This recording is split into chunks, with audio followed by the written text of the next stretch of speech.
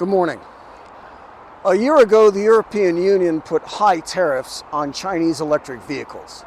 They were targeted at China's top brands, BYD, Geely, and some others.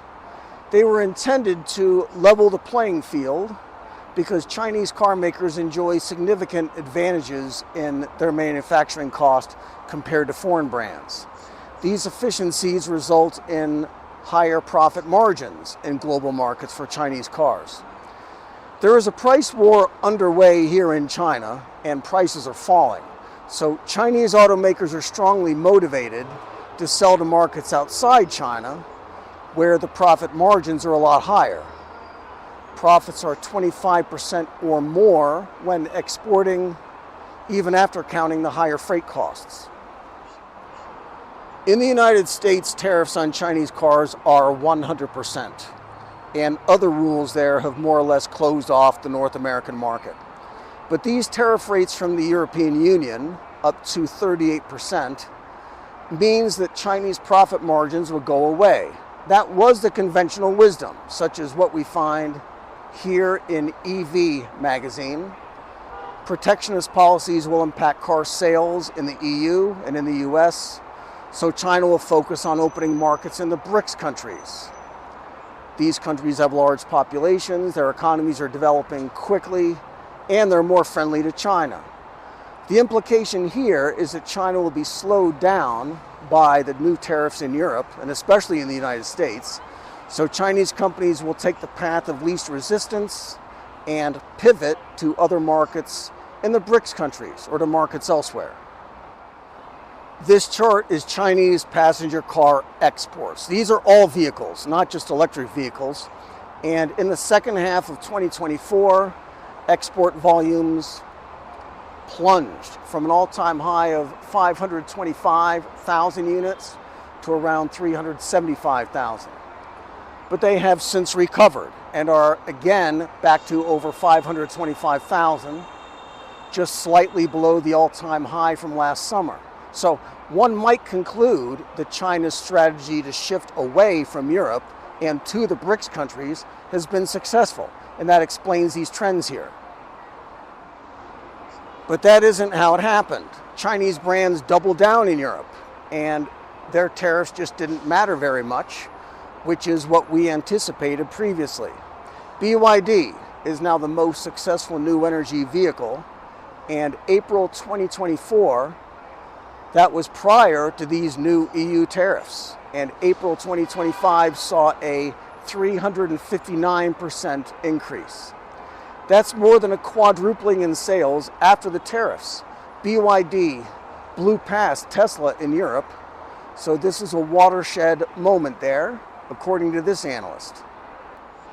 BYD is a relatively new brand in Europe and has been selling there for just 3 years. So all this growth is after the tariffs. And it's also before BYD introduces the Dolphin Surf. The Surf is the European version of BYD's best-selling car here in China, which is the Seagull. The Seagull retails here for under $10,000, and the Surf will be offered in the EU for under 20,000 euro. That price is far below their competition from Volkswagen, which is at 30,000 euro. This is a very competitive car, and it's going to shake up the small car market in Europe.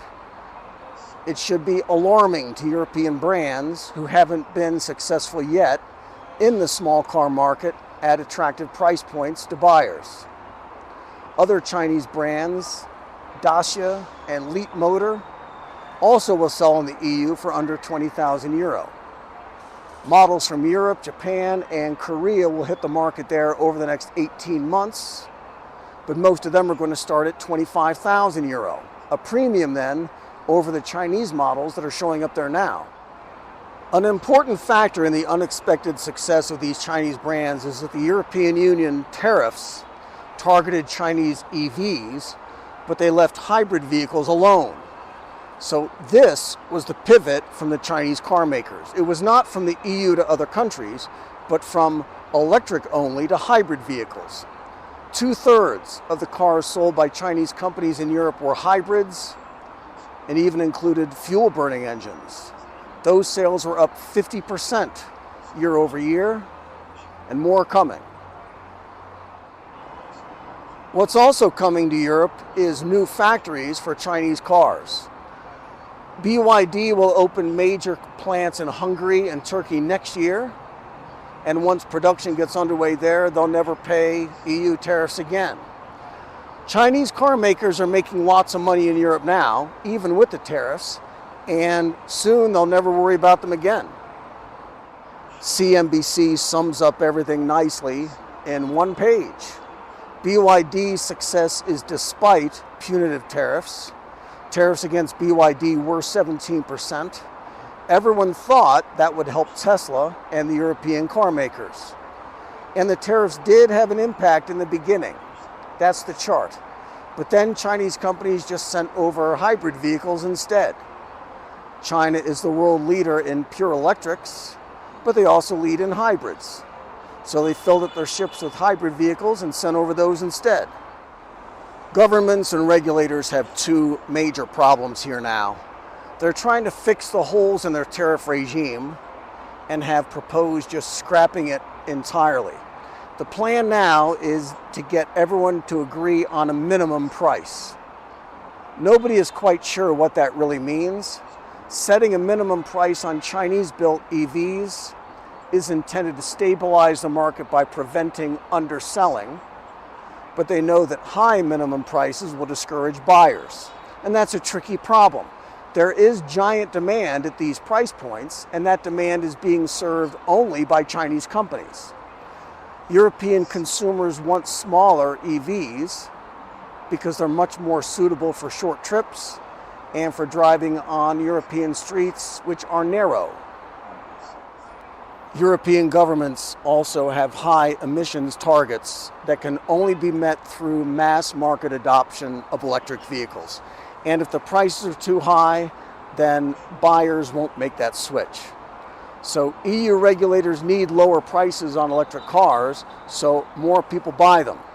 But when BYD and other Chinese companies get their factories in Europe turned on, they will sell their cars as fast as they roll off the lines.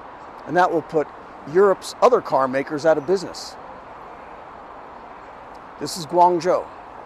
Be good. Our Father, who art in heaven, hallowed be thy name. Thy kingdom come, thy will be done on earth as it is in heaven. Give us this day our daily bread, and forgive us our debts, as we forgive our debtors. Lead us not into temptation, but deliver us from evil. For thine is the kingdom, and the power, and the glory